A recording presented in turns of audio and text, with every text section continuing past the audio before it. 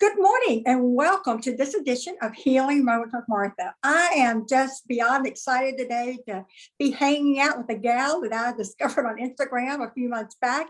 She has willingly decided that she would come on and share with her story, her journey. Her name is Nancy Mckay, and she joins us this morning live from Colorado. Thank you, Nancy, so much for being here. Oh, Martha, it's just a delight to be here with you this morning. Well, I cannot wait to see what happens with this podcast. And I know that your story is going to impact a lot of women. And I don't get to talk to women very often about addictions, but I'm getting a little ahead of myself. But I'll just say that I had the privilege of doing a little one-on-one with Nancy a few weeks ago. And dang, this girl knows her stuff. I was so impressed. I mean, because she didn't really know my story. She had a snippet of my story, and the Lord really used her just to ask the right questions that were actually, they were a little uncomfortable, but it was what I needed. And so I just want to say that I was really impressed with Nancy, and we are going to dive into her story. So Nancy, if you would share with our viewers and listeners a little snippet of your background, where you grew up or how you grew up and that kind of interesting thing. Okay. Well, I'm a Colorado native. I grew up in Denver and have been here all of my life with the exception of 4 years in the Pacific Northwest, which is where I left my heart. Colorado is tough to beat in many ways, but there's something about the Pacific Northwest that truly captured my heart. And I feel like that's home, my true soul home for some reason. I'm not quite sure why, but at any rate, I grew up in a high functioning alcoholic household. And that affected me more than I thought at the time. I mean, of course, my parents embarrassed me. I was afraid to have friends over, just kind of the general stuff. Now I realize that their lack of being completely engaged affected me, and it changed how I learned about myself and how I dealt with the world. Absolutely. That being said, I grew up being a people pleaser. Mm-hmm. I did everything I could to make sure that nobody rocked the boat, especially me. But so the peacekeeper. I was, definitely. Yeah. And then I also learned some coping tools. So one of my coping tools was drinking myself. I started drinking in high school. And then my other coping tool was kind of just running away. So, I got married at 19 to get the hell out of the house. Pretty extreme thing to do when you want to leave home.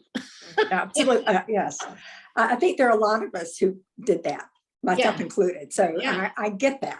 Yeah. And so at 19, you ran away, got married.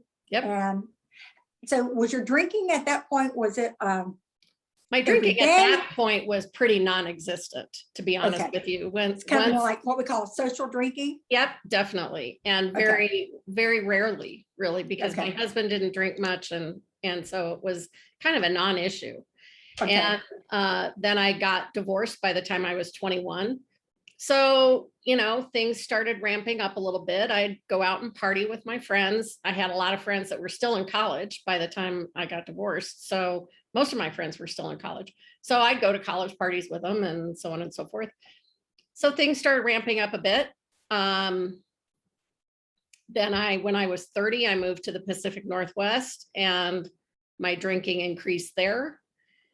And was there something I mean, divorce is always hard, no matter whether it's from 2 months of marriage or 2 years or whatever.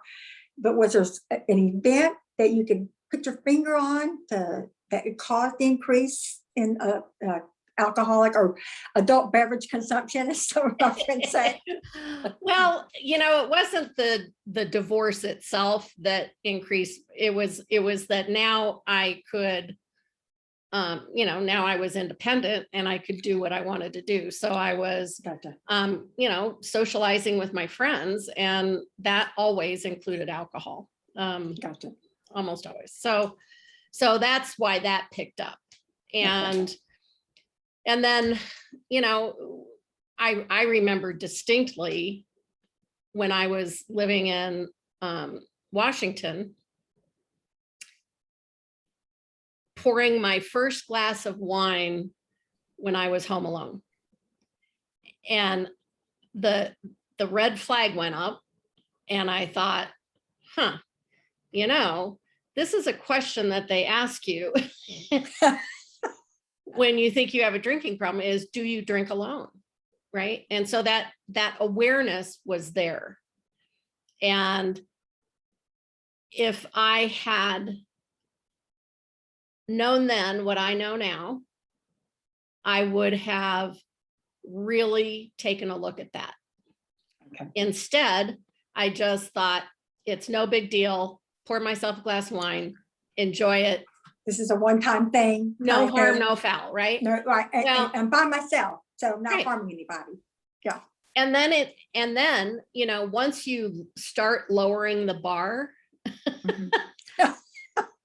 Yeah. then you notice that, okay, well, so, now I'm drinking alone at home 3 times a week. Now it's 5 times a week. Now it's every night, that sort of thing. It's like, you can see how once you lower a bar, once you cross a boundary, how much easier it is to do it the second time and the Absolutely. third time and continue on. And then you find yourself lowering the bar again, right? So, by the time I quit drinking, I hadn't crossed the boundary line or lowered the bar to drinking in the morning. That was a pretty firm boundary that, I was not going to cross. I was not going to cross that line. I was not going to get up out of bed feeling like shit and pour myself a drink in order to feel better. I was not going to go there. That's really interesting. I mean, I'm thinking back on other friends of mine, but largely male, who had no problem pouring themselves a drink in the mornings. And it seems like anyway. So during that time period when you were the progression of your drinking, and we use the term high functioning alcoholic. So were you able to still go to work every day and have it? Okay. Yeah. So none of that changed.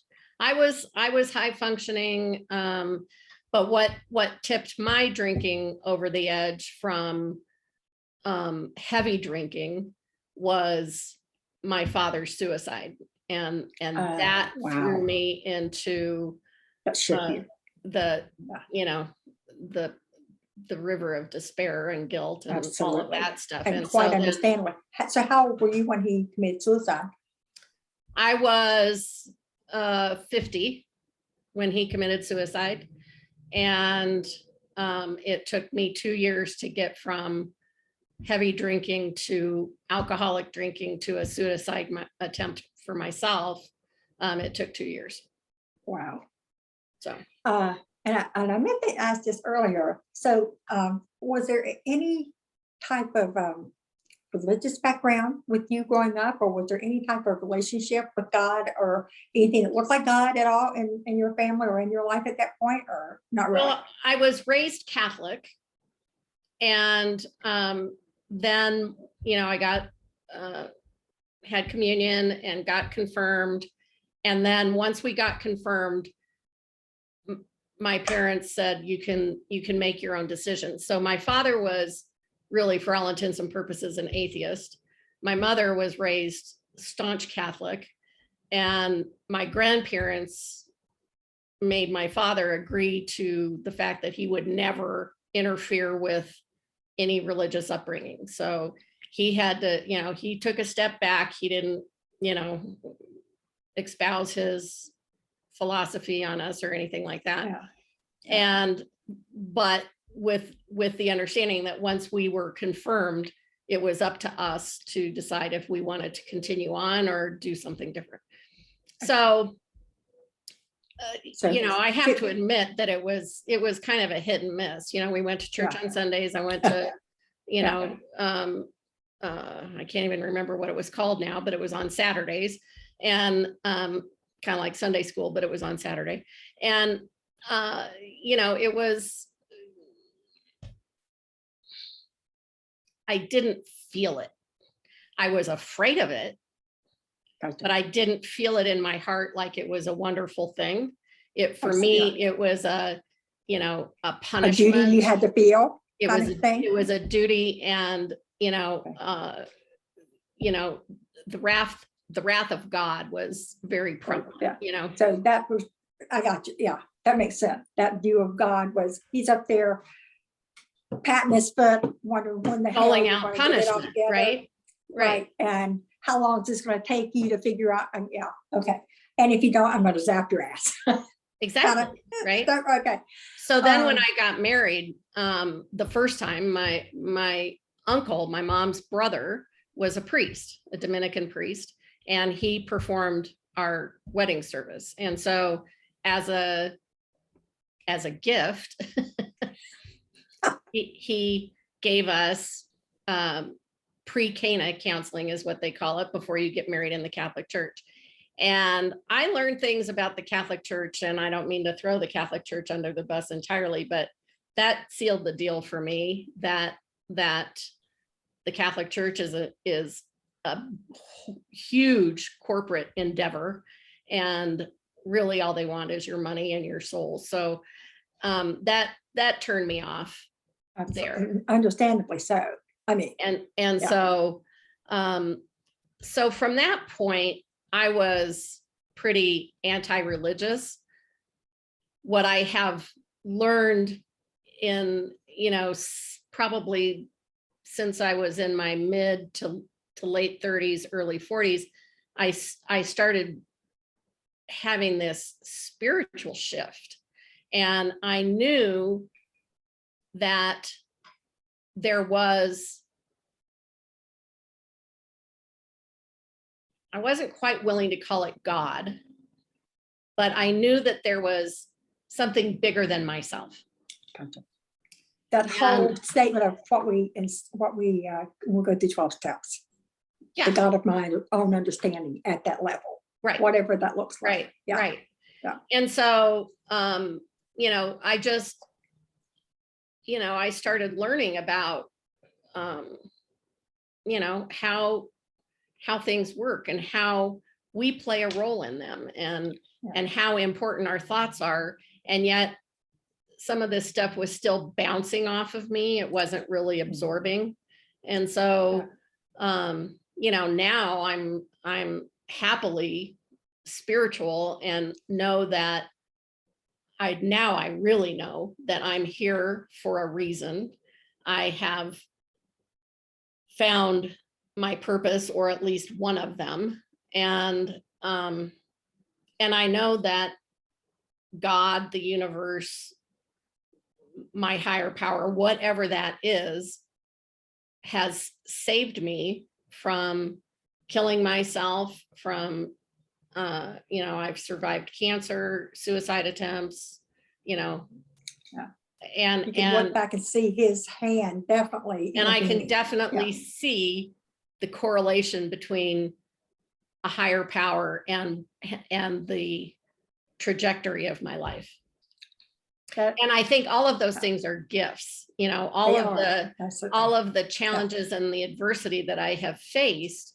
Now I understand that those, at the time, painful as hell, right? But now I realize how much they have given me, and how they have created me to be the woman that I am right now. That's right. So 50, I'm just going to look back for a second, 50, your dad committed suicide, and you said Mhm. it was 2 years in the making to becoming sober, or not? So No, listen, no. 2 Okay. years in the making to becoming suicidal.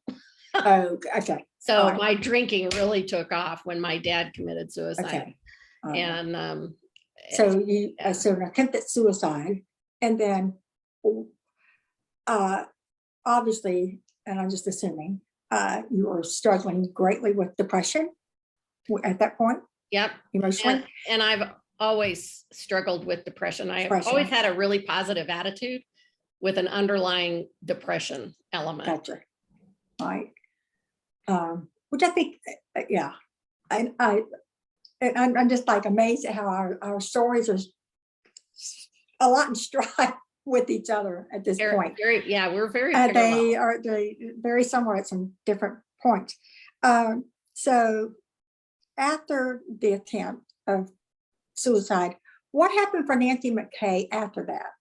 What happened? I mean, because were you hospitalized for a while and then, went to counseling, or what was the treatment look like for you at that point? So I wasn't hospitalized. Okay. Every state's different. That's why I said that. So, Yep. No. My husband didn't call the police or 911. Oh, so you were anything like remarried that. at that point. Okay. My husband and I got married in 2004. My dad killed himself in 2007. And So this is very recent. yeah, and I tried to kill myself in 2009. And so at that point, I knew that I couldn't drink safely anymore. That I did things when I drank that weren't good for me, And so it shocked me and scared me into sobriety. Wow. And so because I tried to shoot myself, so the gun fired, and fortunately it wasn't pointed at my head at the time. So that scared everybody. And absolutely. You have children? No. Or no? Okay. No kids. So anyway, the next day I sat on our patio. We were supposed to be marching in the St. Patrick's Day parade because we had a little Westie. And so we were going to walk with the Westies in the parade. We love Westies. Yes. And we knew that would be a really bad idea to go downtown with a bunch of drunk people and try to stay sober. Right. So bad idea. So stayed home, sat on the patio, drank a lot of coffee, smoked a lot of Marlboro Lights, and read every book I had gathered over the years. And this really was years in the making. I would, pick up these books about drinking because I knew I had a problem. I just didn't know what to do about it except go to AA. And that just scared the hell out of me and made me it was just so demoralizing, the thought of having to go to AA. So I was like, so this is where we've come. I've got to go to a damn AA meeting. Exactly. Right. And that's exactly what I said when I went to my first meeting was, it's come to this. That's exactly what David Anthony said. He's like, holy shit, this is what it's come to. Right. Exactly. Yeah. So I'm just connecting dots across stories. I'm sorry. Yeah. So my neighbor, one of my neighbors was in recovery, and she and I used to walk our dogs together. And so she'd leave me these little breadcrumbs of, there's a better way and so on and so forth. And I was like, yeah, maybe someday when I get really bad. So I called her. And I knew that she would help me. And she took me to my first couple meetings. And I, sobbed horribly and couldn't believe that it had come to that, Yeah. And AA saved my life. I mean, wow. They did. Those first few meetings are like, aren't they? I mean, I've been in ACA, so it's like, yeah. So I'm so glad you had her as a friend to walk you through, because that is like the make or break thing, I think. Oh yeah. Well, for anybody. Yeah. And I have an incredible story about her, and it's a God story. And so the neighborhood that we lived in, I had, years before, was working with an interior designer. I was an intern for an interior designer. And we went to one of her clients' homes to do window coverings and a little bit of furniture. And so she offered to give me the love seat that we were replacing. And so my husband, which he wasn't my husband at the time, but we, got in the car and we went over to pick up this love seat, and we drove around the neighborhood, and I said, gosh, this is a nice little neighborhood. I would love to live here someday. And he said, we would never be able to afford this neighborhood. And I said, well, okay. So, a few years pass, we get married, and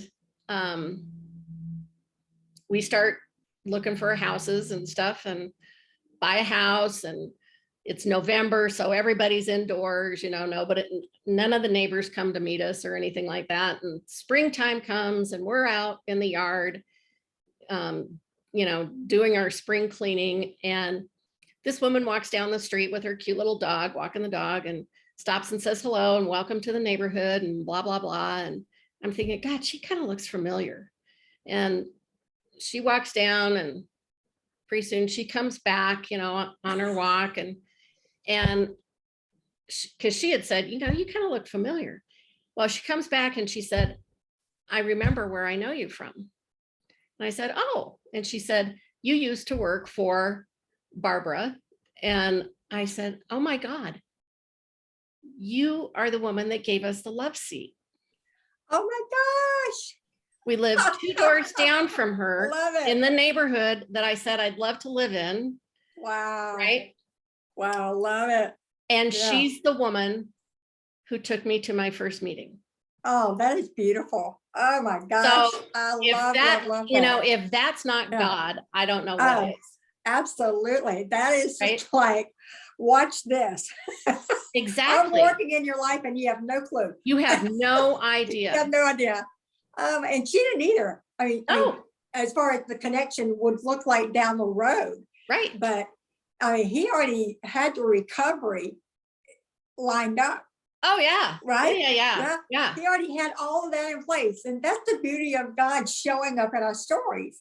And that just reminded me today of why I do this, because it's really important. You and I, we had this discussion about appearances, and feeling like we have to have our shit together, and the perfectionism and knowing all the answers. And we decided I'm the president of that club, and I'm a non-paying member, Nancy. You and about 200 million other people, because everybody feels the same way, right? Right, exactly. It's the whole reason why this is so important, because not only all the connecting of the dots for me as I look at all the different stories that I've heard about addictions, but where God just wows us, woos us back to himself. And that is just like absolutely stinking incredible. That's awesome. I love that, how he showed up and showed out. Yeah. And you're like, I don't ever want to wear that love seat, because that's a testimony. Right. Right. Yeah, absolutely. Yeah. Wow. So he's been sober, and I use that word loosely and not in reflection to you, but I know that sober-mindedness is not just about giving up the addiction, but it's a way of life. And so that's why I said that. Right. So your sobriety is now how many years in the making? 12 and a half. It'll be 13 years on March 14th. Woo, anniversary. Yeah. March 14th. That outshines that anniversary makes everything else possible. Right? Oh yeah, absolutely. Birthday's anniversary. Yep. I have a friend of mine that's going to be listening to this is her first year sober, and she's so excited, and she's going in today to get her coin, right? Yeah. Token. So so you got sober. Yep. And went to AA meetings, and for my viewers and listeners who don't know, Nancy is a life coach, and she's overcome the alcoholism and cancer. She's a cancer survivor, but she is also involved in something I'm really interested in talking about, and that's equine therapy. Oh my gosh. How did you get into that? So just set it up for us, and what does that look like? What does that look like? Sure. Well, first of all, I want to make a distinction between Equus coaching, which is what I do, and equine therapy. Okay. So equine therapy can be like a physical therapy, and it can also be a psychological therapy. Okay. Which is used and very effective for people with PTSD and that sort of, a psychological, mental health help, right. And as well as physical therapy for people with MS and cerebral palsy, that sort of thing, because it's very, the physicalness of it, when you're riding, really helps you increase your balance and so on and so forth. I don't do either of those things. What I do is like life coaching with the help of horses as co-facilitators. And the reason why they're so effective and incredible partners is because they're really intuitive. They're very, very intuitive. And because of that, they pick up on all kinds of things that as humans, we can pick up on, but we don't have the sensitivity that the horse does. So horses are herd animals, and they like to join up with whatever energy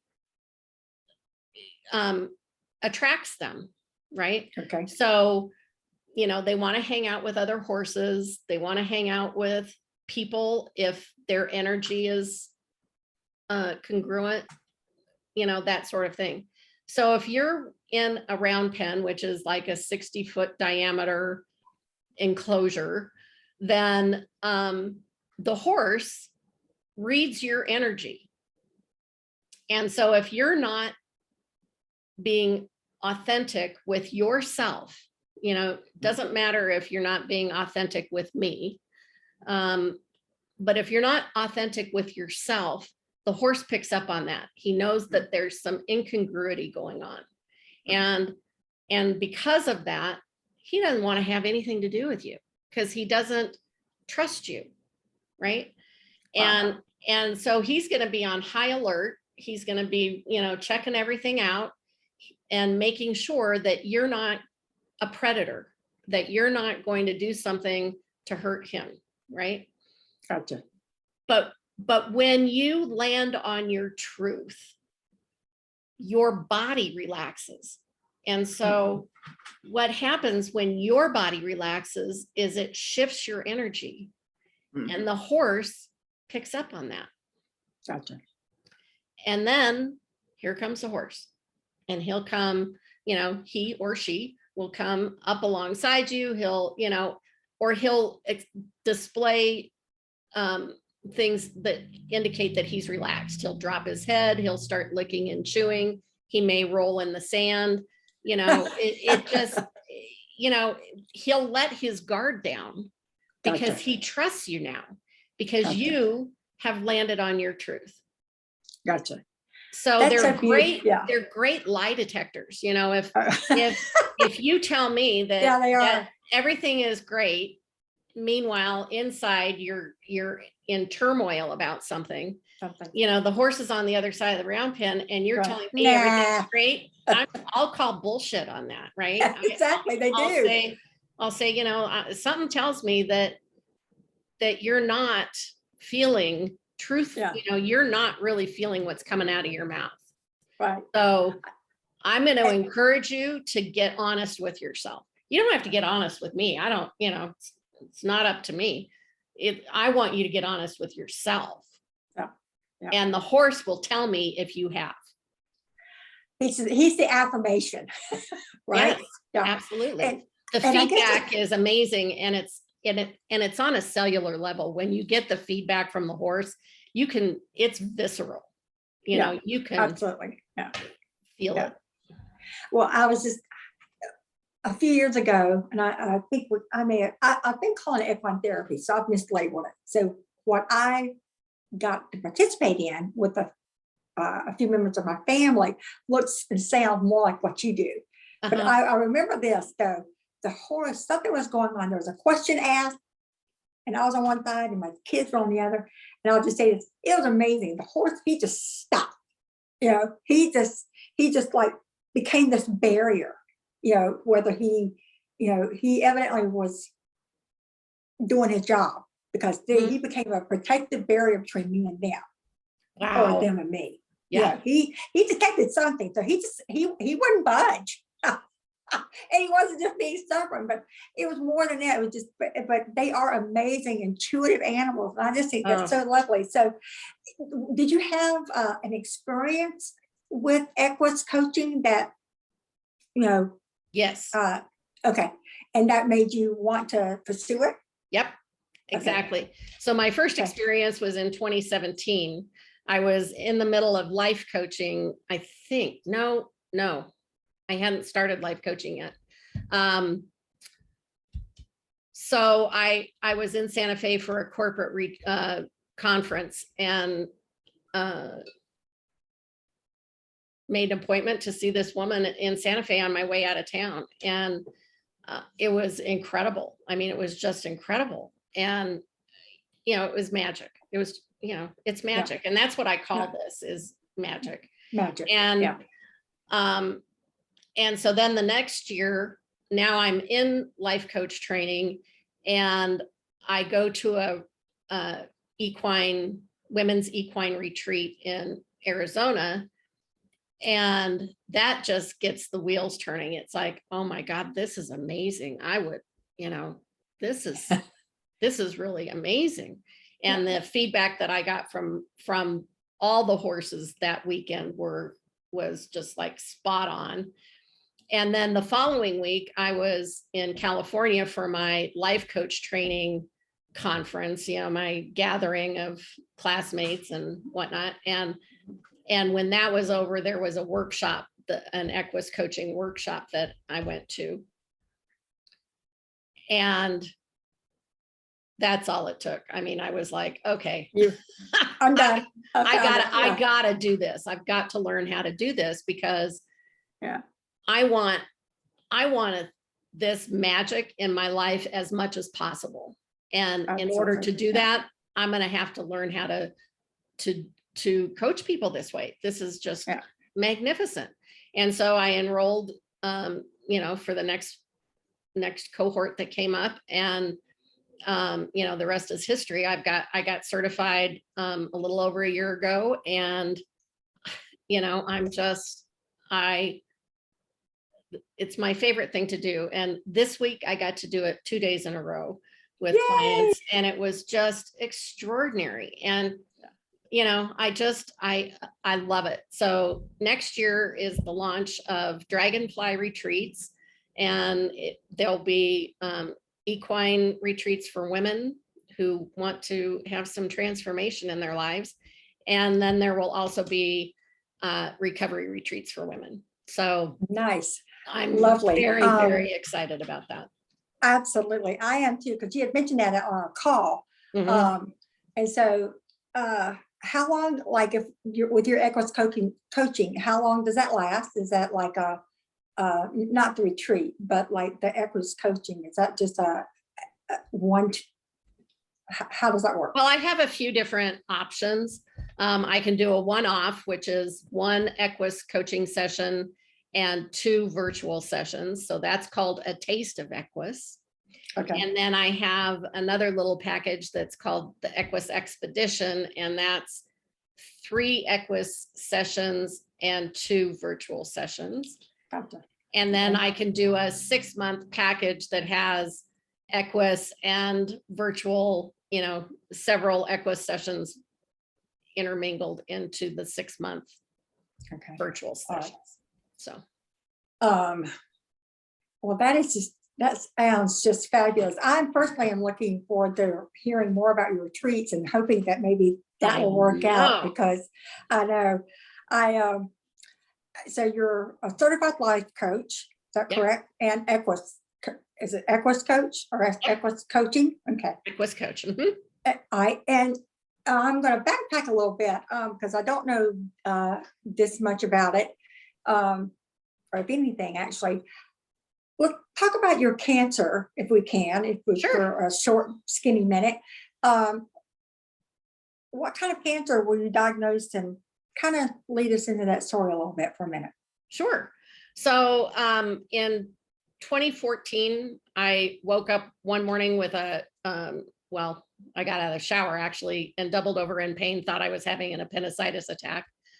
And at the time they thought it was a fibroid tumor. And the following January, so a few months later, we had a follow-up ultrasound. My doctor at the time was very, she was a woman, which shocked me, but she was very condescending. She thought I was making a mountain out of a molehill. And she's condescendingly said, Nancy, fibroids rarely turn to cancer. So she couldn't understand why I was so excited about this ultrasound result. And she agreed to order another one in the first part of January. So we did that. She calls me a week later, says, I'm really sorry, you have a mass on your right ovary and it needs to come out.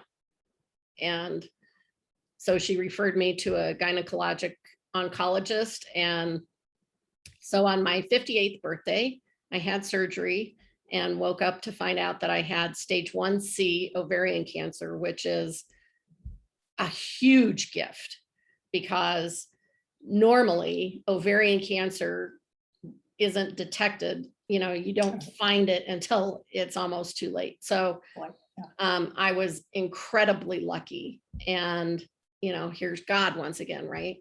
And so the doctor said I needed to have chemo, and I said, well, we'll see about that, because I'd had seen plenty of things that I did not want to go through, and so on and so forth. And I wasn't going to do chemo because they caught it early and they got it all and blah, blah, blah. But somehow I changed my mind, another God shot, and just changed my mind and decided that it was the right thing to do. And so I went through chemo, and as a result of that, my perspective on life began to change. And so, I was in this job. It was a great job with a great company, all the stuff, and I was miserable. And so my mantra became, I didn't get sober and survive cancer to be miserable. And I knew I was the only one who could change that. And so I started down this, personal development path that, included Brene Brown and Byron Katie and Martha Beck, and I just started absorbing all this stuff. And I decided I was a practice client for a friend of mine who was in life coach training with the Institute for the Psychology of Eating. And so I was a practice client for her, and I thought, God, this is fascinating. I want to learn how to do this. So I enrolled in that program. So I'm certified as a mind, body, eating coach as well. And then that just, triggered me into regular life coach training. So I went through Martha Beck's program, Wayfinder Life Coach. So I'm certified as that. And then those coaches were also some of the same coaches that trained me as an Equus coach. And so it's really come full circle. And I, so that's one of my other gifts is being diagnosed with cancer. And so, my childhood trauma, my alcoholism and cancer have all turned into these incredible gifts. And, that's what I titled I recently contributed chapter to a book called Phoenix Rising. And that's the title of my chapter, are the gifts of adversity. And, I wouldn't be sitting here today talking to you if I hadn't gone through all of that and decided to change the trajectory of my career and my life. Absolutely. Yeah. Wow. What a God story. I mean, seriously. I mean, and I'm grateful that you're here and, on so many different levels, and grateful for your story. And I mean, I've said this to friends of mine, I'm actually grateful for their addiction, because without their addiction, we wouldn't be, without our addictions and our pain and our trauma and learning from them, we wouldn't be who we are. Right. Exactly. And right. so that whole mentality of being grateful for what we've been through brings life a whole different perspective. It does. Absolutely. I mean, absolutely. So do you have, and I should have, this is totally on me. So if you don't have, do you have a copy of the book that you contributed? Do you have it right there or no? I don't. It's out on Kindle. Next week it'll be available on paperback. Yay! And so I'm very excited about that. But I have it on Kindle, and I'll provide you with the link. I think you can still get it for 99 cents on Kindle. So and if you don't have a Kindle, you can even just download the Kindle app. Sweet deal. What's the title of the book again, Nancy? The title of the book is Phoenix Rising. Yes. Okay. Yep. And I remember seeing that. It's chapters written by 19 women who have, done the Phoenix Rising. They've risen from the ashes and their stories are amazing. It's just a beautiful compilation. And it sounds like something I need and look forward to getting my hands on. Yeah. I personally, I mean, I love Kindle, but I'm I know wait for the paper copy. I like the exactly. Well, you can see my bookcase in the back here, and I continue to buy books, the real thing, even though I've got a Kindle. So I like the Kindle. Kindles are great for reading in bed. Yeah, they are, absolutely. And I can take it outside and it's all good. Well, wow, I'm just delighted that our paths have crossed, and I really am. And to my listeners and the people who follow me, I'll be sharing later today when I put the video up. I'll be sharing a link to Nancy's website. You can reach out to her about Equus coaching. And or life coaching. I do regular life coaching too. Right. Yep. And also, do you have like an email, not an email, but do you do like an email newsletter? I guess I was going to ask. I do. That people can sign up for like updates of when things Nancy's got going on. Yep. Okay. Absolutely. Right. So we can share all the information that'll be included in what I upload later today, and how we can further keep track of what Nancy is doing and the coaching opportunities. And wow, Lord, I am just so excited. This is amazing. Thank you so much, Nancy, for your time today. I'm excited about this, and thank you again, Nancy, for sharing your stories. I want to ask this in closing. One quick question that I forgot to ask. In my past year and a half of interviewing people, really quickly, do you have any insight or wisdom as to why women in particular, why do we find it so hard to talk about our own addictions, no matter what they are? Because I find it a rarity that women are willing to be vulnerable enough. They might go to AA, but they don't talk about it, or seems like they don't. Shame. It's real easy. It's all about shame. And we were all brought up, with the exception of maybe, this most recent generation who, is reaping the benefits of enlightenment, I think, from their parents, hopefully. But we were brought up that you don't talk about difficult things in polite company, and that goes with money as well as any kind of addiction.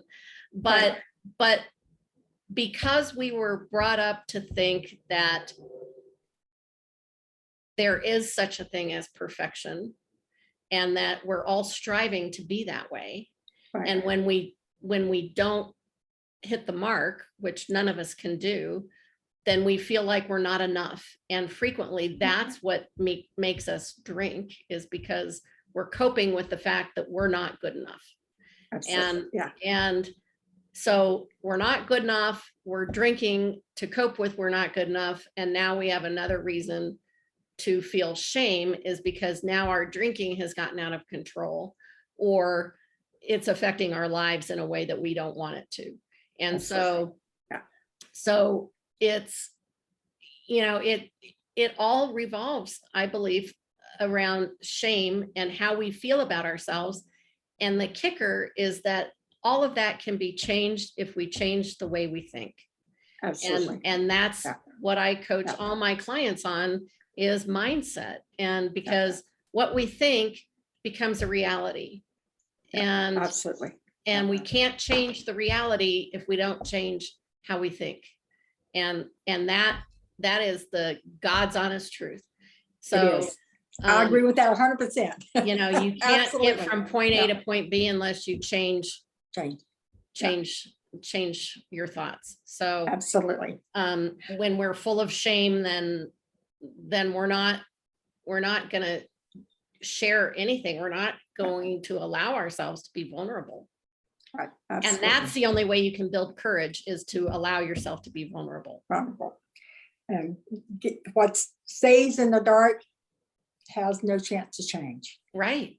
And so we have to bring it out into the light to have the transformation. Right. And a mindset change. Absolutely. So, and in the recovery community, we talk about, we're only as sick as our secrets. And I've written a couple articles about that. And it's, and that's one of the, I'm also very passionate about shattering the stigma of alcoholism and addiction. And when we insist on anonymity and keeping it hidden, in one degree or another, then it's, then that continues the stigma of it. And absolutely. And that's one of the things that I want to dispel is, is that stigma. It's just, the stigma of alcoholism kept me drunk for a long, long time. Yeah. I think that it keeps a lot of people captive, the whole stigma of addictions, of any kind of addictions. And so, absolutely. Because otherwise, it feeds into the whole perfectionism and people pleasing and shaming. It's all tied up into a neat little bundle. Absolutely. Right? Absolutely. Yep. Well, thank you again, Nancy. You've been amazing. I knew it would be. And thank you again for telling your story. And I look forward to seeing how we can further connect. And thank you to my followers and listeners. I'll be sharing her website information later on today, along with this today's conversation with Nancy Mckay. Thank you again. Thank you, Martha. It was Healing really Moments fun. With Martha. Yes, ma'am. Thank you and have a great day.